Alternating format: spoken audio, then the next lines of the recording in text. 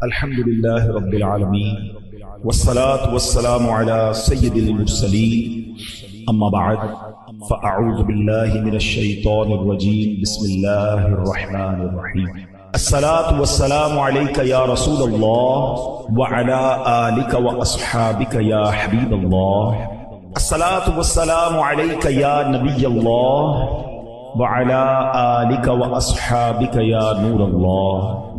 میٹھے میٹھے اسلامی بھائیوں، درود پاک پڑھنے کے بے شمار فضائل و برکات ہیں۔ بہت سارے فضائل احادیث میں درود پاک کے ملتے ہیں اور بہت سارے واقعات بھی ملتے ہیں۔ درود پاک ایک بہت بڑی بلیسنگ ضرور ہے، لیکن یہ بھی یاد رہے کہ درود پاک کو اگر پڑھنا ہی چھوڑ دیا جائے، درود پاک زندگی کے معمولات سے ڈیلیٹ ہو جائے تو یہ بہت بڑی محرومی بھی ہے۔ ایک حدیث پاک ہے، نبی پاک علیہ السلام فرماتے ہیں، جو مجھ پر، حدیث پاک کا مضمون ہے، جو مجھ پر درود پاک پڑھنا بھول گیا وہ جنت کا راستہ بھول گیا۔ تو یاد رہے کہ زندگی میں درود پاک کو انوالو رکھنا یہ ہم سب کے لیے بہت ضروری ہے۔ علماء کرام نے پیارے آقا علیہ السلام کے جو حقوق بیان کیے امت پر، نبی پاک کے امت پر جو حقوق بیان کیے گئے، اس میں ایک حق یہ بھی ہے کہ امتی پر حق ہے سرور کائنات علیہ السلام کا کہ ان کی ذات پر کثرت سے درود پاک پڑھتا ہے، اور درود نہ پڑھنا، اور خاص طور پر جب سرکار دو عالم صلی اللہ تعالی علیہ وسلم کا ذکر ہو اس وقت جو درود نہیں پڑھتا، یہ کتنا خطرناک اور کتنی بڑی یوں سمجھیے کہ غلطی ہے کہ ایک بار پیارے آقا صلی اللہ تعالی علیہ وسلم نے اپنے ممبر پر تشریف لے جا رہے تھے، پہلی سیڑھی پر قدم رکھا تو میرے آقا نے فرمایا آمین، دوسری سیڑھی پر قدم مبارک رکھا فرمایا آمین، تیسری سیڑھی پر قدم رکھا فرمایا آمین۔ اب صحابہ کرام کا ایک بڑا کمال کا انداز کیا تھا کہ whenever they saw any unusual thing، جب بھی وہ کچھ ایسی بات دیکھتے جو غیر معمولی ہوتی وہ سوال کر لیتے تھے، اور ان کا وہ سوال کرنا ہمارے لیے کتنا کارآمد ہو جاتا تھا۔ تو حضور یہ تینوں سیڑھیوں پر آپ چڑھتے گئے، قدم رکھا اور آمین کہا، اس کے پیچھے کیا ریزن ہے، کیا وجہ ہے؟ نبی پاک صلی اللہ تعالی علیہ وسلم نے فرمایا جبریل امین میرے پاس آئے اور انہوں نے آ کر یہ دعا کی۔ جب میں نے پہلی سیڑھی پر قدم رکھا، حدیث کا میں خلاصہ کر رہا ہوں، جب پہلی سیڑھی پر قدم رکھا تو انہوں نے دعا کی کہ یا اللہ عز و جل وہ برباد ہو جائے، اس کی ناک خاک آلود ہو جائے۔ عربی کا ایک محاورہ ہے، جب بھی یہاں جب یہ یوز ہوگا نا کہ اس کی ناک خاک آلود ہو، اس کا مطلب وہ برباد ہو جائے، یا اللہ وہ برباد ہو جائے کہ جو رمضان کو پائے اور اپنی مغفرت نہ کروا سکے۔ رسول پاک علیہ السلام فرماتے ہیں میں نے اس دعا پر آمین کہا ہے۔ پھر سیکنڈ سٹیپ پر جب میں نے قدم رکھا اور انہوں نے دعا کی کہ یا اللہ عز و جل وہ ہلاک ہو جائے، برباد ہو جائے کہ جو اپنے ماں باپ کو پائے اور اپنے ماں باپ کی خدمت نہ کرے اور خدمت اسے جنت میں نہ پہنچا دے وہ بھی برباد ہو جائے۔ آقا کہتے ہیں میں نے اس دعا پر بھی آمین کہا۔ تیسری کہا یا رسول اللہ، اللہ کی بارگاہ میں جبریل امین نے دعا کی کہ یا اللہ وہ بھی برباد ہو جائے جو نبی پاک علیہ السلام کا نام سنے اور پیارے آقا علیہ السلام پر درود نہ بھیجے وہ بھی برباد ہو جائے۔ نبی پاک فرماتے ہیں میں نے اس دعا پر بھی آمین کہا۔ اب ذرا سمجھیے گا کہ دعا کرنے والا کون ہے؟ فرشتوں کا سردار، اور دعا پر آمین کہنے والے کون ہیں؟ نبیوں کے سردار صلی اللہ تعالی علیہ وسلم۔ اٹ مینز کہ اب اس دعا کی قبولیت میں تو کوئی کمی یا کوئی شک نہیں رہا نا، یہ دعا تو قبول ہی قبول ہے، لیکن اب ہم نے سوچنا یہ تینوں چیزیں ہمیں میسر ہیں۔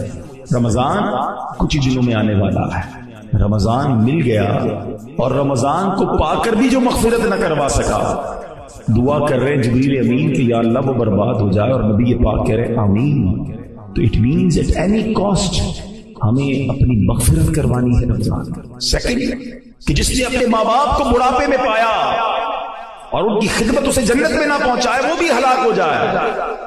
آج ہم میں سے بہت ساروں کے ماں باپ زندہ ہیں، حیات ہیں، ان کی دعائیں لیجیے، ان کی خدمت کیجیے، یہ جنت میں جانے کا ٹکٹ ہے۔ اور یہ میں نہیں کہہ رہا، پیارے آقا علیہ السلام کی ایک اور حدیث ہے کہ نبی پاک علیہ السلام نے فرمایا جس کا مضمون ہے کہ ماں باپ ہی تیری جنت ہے، ماں باپ ہی تیری دوزخ ہے۔ اس کا کیا مطلب ہوا کہ ان کی خدمت کر لو تو یہی جنت میں جانے کے لیے کافی، یہ راضی ہو جائیں، اور اگر یہ ناراض ہو گئے نا تو پھر جہنم میں جانے کے لیے کوئی اور عمل کی حاجت نہیں، انہی کی نافرمانی جہنم میں لے جائے گی۔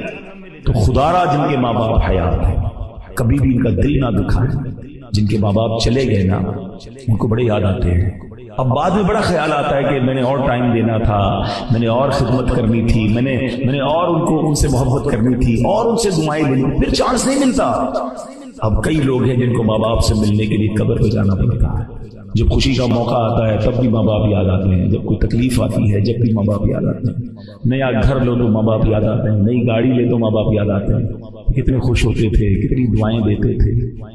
تکلیف ہوتی تھی تو ماں باپ یاد آتے ہیں کہ پریشانی میں ماں کی گود میں بیٹھ کر, ماں کے قدموں میں بیٹھ کر سر رکھ کے عرض کرتا تھا کہ ماں تکلیف میں ہوں تو سر پہ ہاتھ رکھتی تھی کہ بیٹے گھبرانا نہیں ہے, اللہ خیر کرے گا, میں دعا کروں گی. باپ کہتا تھا بیٹا میں ہوں پریشان مت ہونا, مگر وہ سب چلے گئے. اور اب پچھتائے کیا ہوگا جب چڑیا چگ گئی کھیت. اب یہ خیال آتا.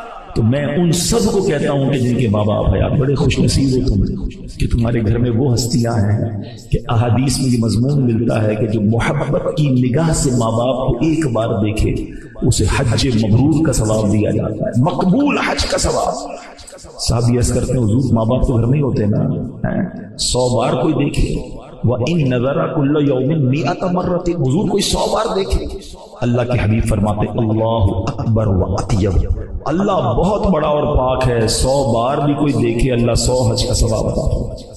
اچھا یہ ذرا انڈرسٹینڈ کیجئے گا کہ ماں باپ کو محبت سے دیکھنے پر حج کا ثواب ہے تو خدمت کا ثواب کتنا ہوگا, قدم پیر دبانے کا ثواب کتنا ہوگا, اپنے ہاتھوں سے کھانا کھلانے کا ثواب کتنا ہوگا, اپنے پیسے ان پر خرچ کرنے کا ثواب کتنا ہوگا, ان کے لیے دوائی لانا, ان کی دل جوئی کرنا, صرف محبت سے دیکھنے پر جب حج کا ثواب ہے تو خوش نصیب ہیں وہ لوگ جو ماں باپ کی خدمت کرتے ہیں, ماں باپ کی دعائیں لیتے ہیں. اور جس کے ماں باپ بوڑھے ہو گئے نا بیسیکلی وہ بڑا لکی ہے کہ خدمت کا موقع تو اب ملے گا نا.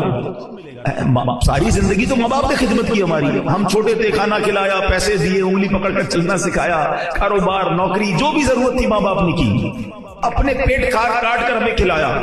اب جب وہ بوڑھے ہوئے this is the right time to react. ارے اب موقع آیا ہے تمہیں کچھ ریوارڈ حاصل کرنے کا, نیکیاں کمانے کا. اور اب بندہ اریٹیٹ ہونا شروع ہو جاتا ہے کہ مزہ نہیں آ رہا, ابو بہت زیادہ تنگ کرتے ہیں, غصہ کرتے ہیں, بار بار دوائی لینے, بار بار ہاسپٹل. نہیں میرے بیٹے اسلام بھاگ جاگ گئے, تمہارے نصیب جاگ گئے. ایسے بھی ماں باپ ہیں کہ جو خدمت کرتے ہی چلے گئے, بچوں کو خدمت کا موقع ہی نہیں ملا.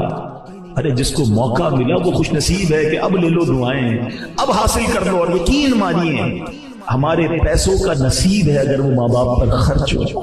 ہاں یہ کبھی نہ سوچنا یہ میرا, یہ ماں باپ کا. ارے سب کچھ ہمارا ماں باپ کا ہے, ہم دنیا میں آئے انہی کے سبب ہیں, وہ نہ ہوتے تو ہم نہ ہوتے.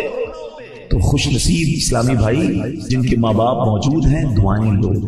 اور اگر ان کے ہوتے ہوئے جنت نہ ملی نا تو دیر از نو ادر آپشن, پھر ہلاکت ہی ہے. کیونکہ نبی پاک نے اس دعا پر آمین کہا ہے.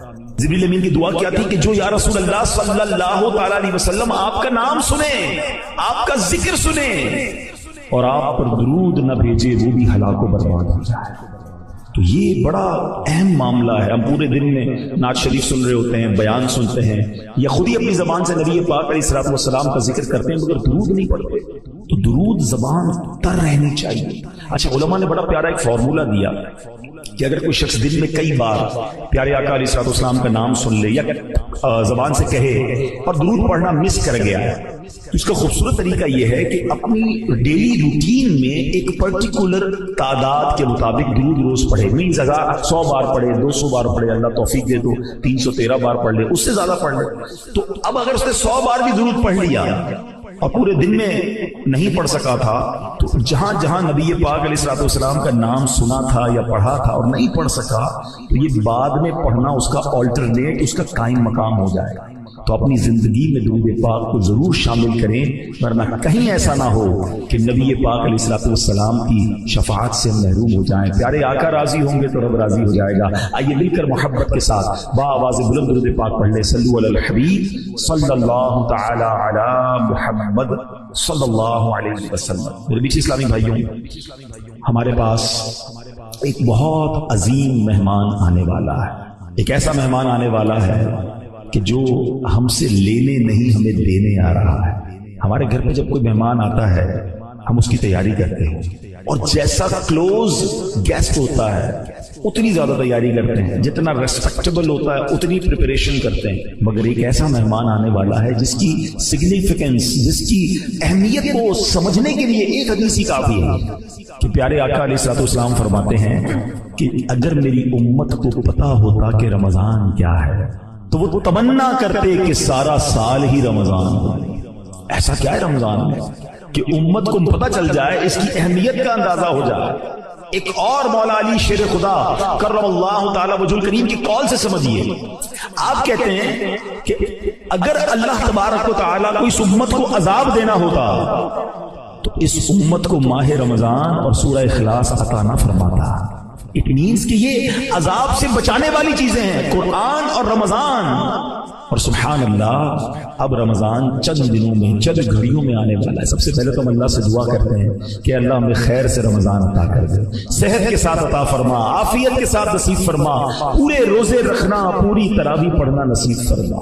اس مہینے کو ابھی اچھا یہ جو حدیث میں نے پہلے سنائی اس میں یہ بھی تو تھا نا کہ جو رمضان کو پالے اور اپنی مغفرت نہ کروا سکے وہ ہلاک و برباد ہو جائے. اس کا مطلب کیا ہوا کہ اتنا مبارک مہینہ تمہیں ملا، اس میں بھی تم رب کو راضی نہ کر سکے، پھر اس سے بڑا محروم کون ہوگا.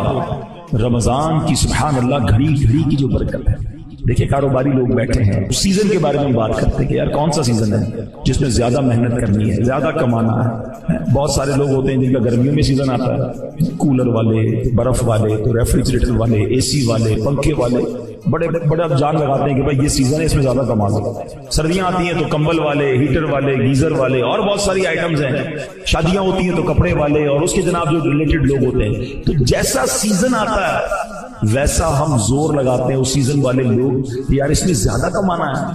تو صحیح بات یہ ہے کہ نیکیوں کا سیزن آ گیا ہے، رحمتوں کا سیزن آ گیا ہے. ریٹ کیسا بڑھ گیا، ثواب کتنا بڑھ گیا کہ فرمایا نفل کا ثواب فرض کے برابر، فرض کا ثواب 70 ٹائمز بڑھا دیا گیا. یعنی آپ سوچیں کہ ہم کام تھوڑا کریں اور اجر زیادہ عطا کیا جائے گا.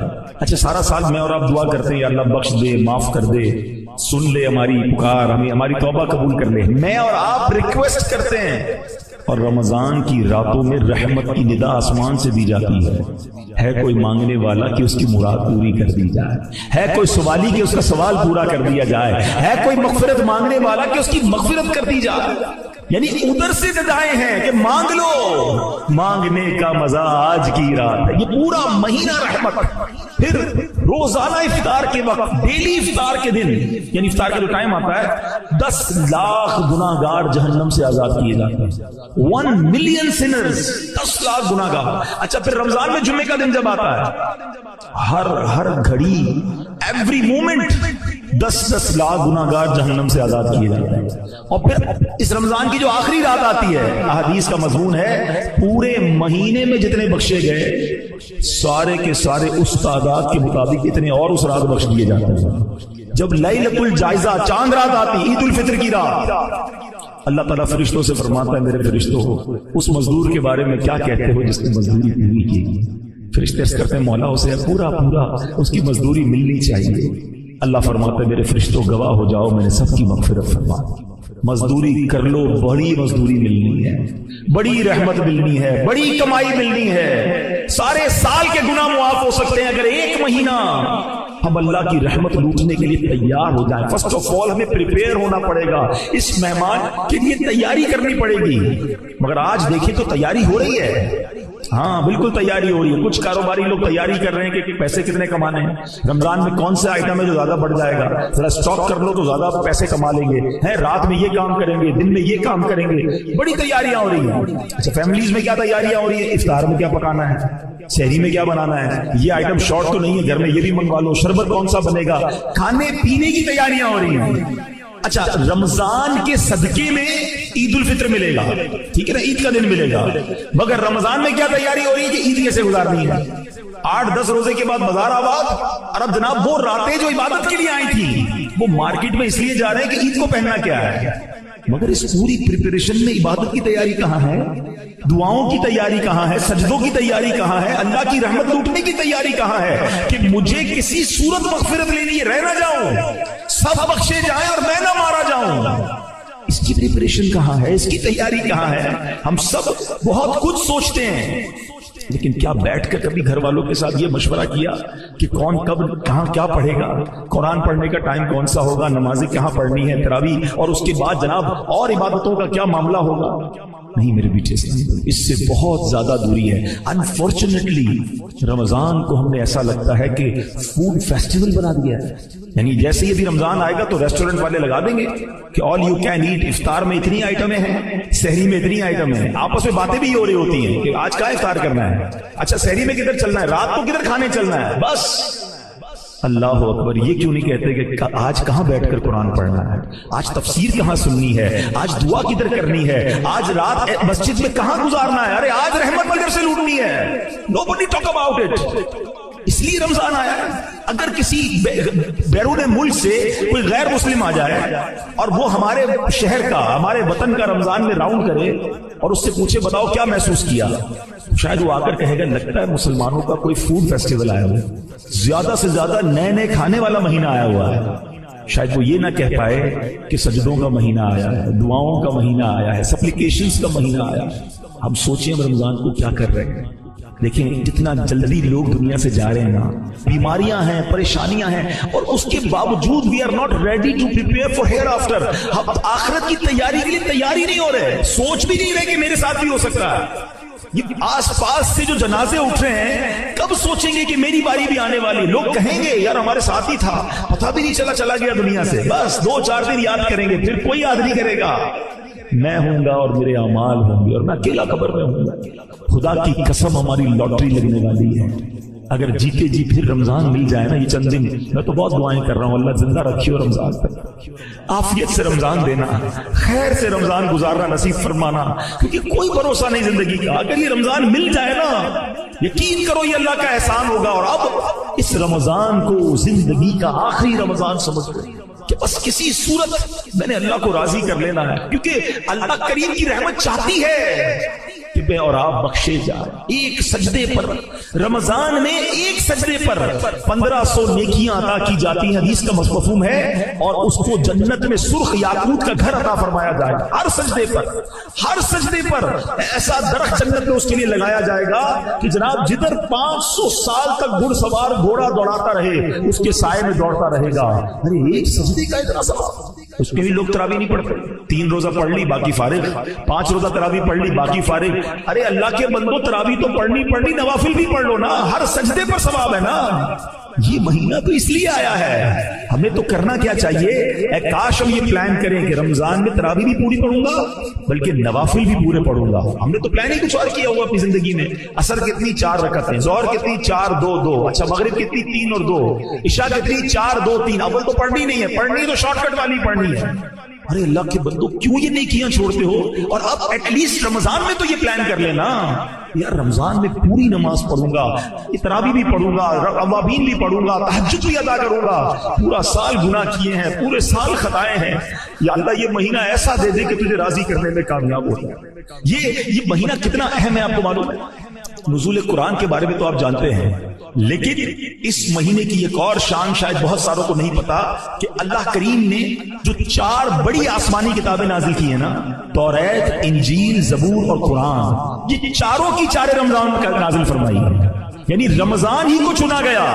سبحان اللہ۔ آئیے آپ کی معلومات میں اضافہ کروں کہ مسند امام احمد کی روایت میں ہے کہ اللہ کے آخری نبی صلی اللہ تعالی علیہ وسلم نے فرمایا، حضرت ابراہیم کے صحیفے رمضان کی پہلی رات میں نازل ہوئے، تورات شریف رمضان مبارک کی 7ویں رات میں نازل ہوئی، انجیل مقدس رمضان کی 14ویں رات نازل ہوئی، اور زبور شریف رمضان کی 6 تاریخ کو نازل ہوئی۔ اور سبحان اللہ، قرآن کے بارے میں رب فرماتا ہے، شہر رمضان الذی انزل فیہ القرآن، رمضان کا مہینہ جس میں قرآن نازل کیا گیا۔ سبحان اللہ، ذرا سوچئے اس مہینے کی اہمیت کیا ہے، اور ہمیں اس مہینے میں کتنی بڑی نعمتیں عطا کی گئی ہیں، کتنی مہربانیاں کی گئی ہیں۔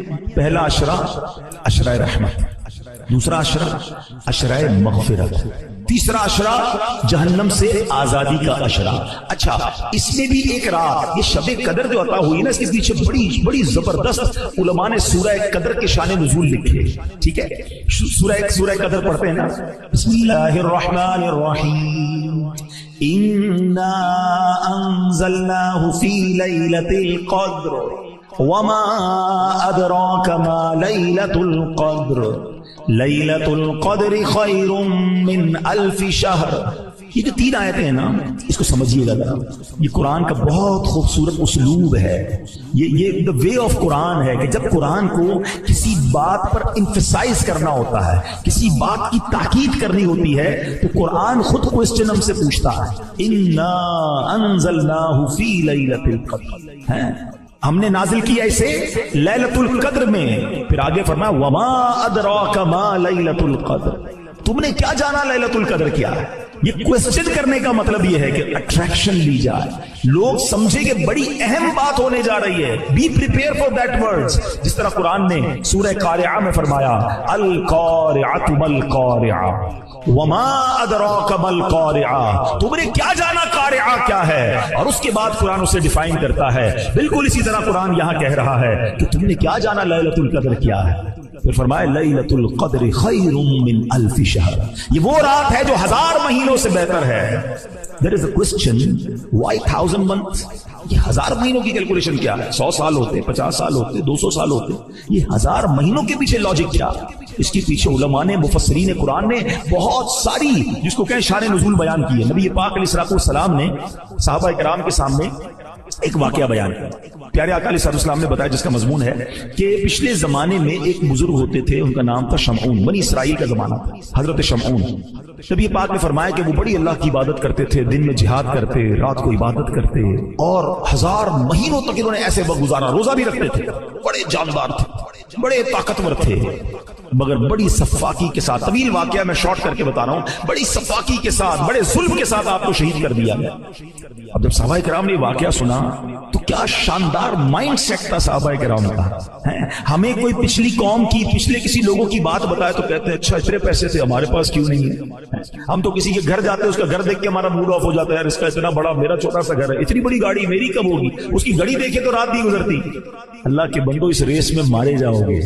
ہاں یہ کبھی نہیں جیت سکتے، پریشان ہی رہو گے. اگر یہ والی ریس کرنی ہے نا تو پریشان ہی رہنا ہے، کیونکہ کروڑ پتی ارب پتی کو دیکھ کے پیچھے رہ جائے گا. ارب پتی کے اوپر خرب پتی موجود ہے. آپ کتنی بھی بڑی گاڑی لے لیں، اب لوگوں کے پاس پرائیویٹ جیٹ آ گئے، کہاں تک جاؤ گے. اللہ کے بندو، جو رب نے دیا ہے اس کو شکر ادا کرو، انجوائے کرو اپنی لائف کو. ہاں چلے اس بات کو ہی روکتے ہیں. یہ بات جب چلی ہے اور اس کیلیبر کے لوگ بیٹھے ہیں، لائف میں اگر سکون لانا چاہتے ہیں نا، 2 باتیں یاد کر لیں کہ نعمتوں میں اپنے سے کمتر لوگوں کو دیکھیں، ٹھیک ہے، اور نیکیوں میں اپنے سے آگے لوگوں کو دیکھیں. آپ کی لائف مزیدار ہو جائے گی.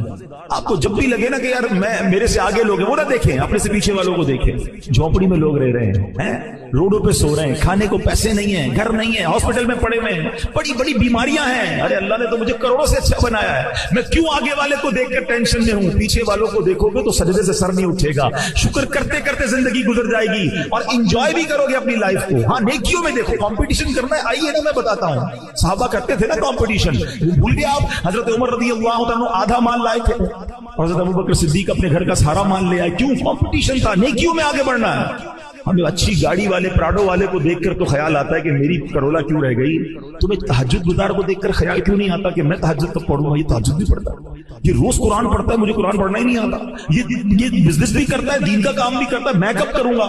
یہ والی ریس میں آ جائے نا کہ یہ اللہ کے قریب پہنچ رہا ہے، جنت کے محل بنا رہا ہے، دنیا کا بنگلہ بنا رہا ہے، اس کی ٹینشن ہے. ارے ڈیفینس میں 2000 گز کا بنگلہ بنا لیا، میں پیچھے رہ گیا. یہ کیوں نہیں دیکھ رہے کہ جنت میں اس کے کتنے محل بن گئے، میں کنگال رہ گیا.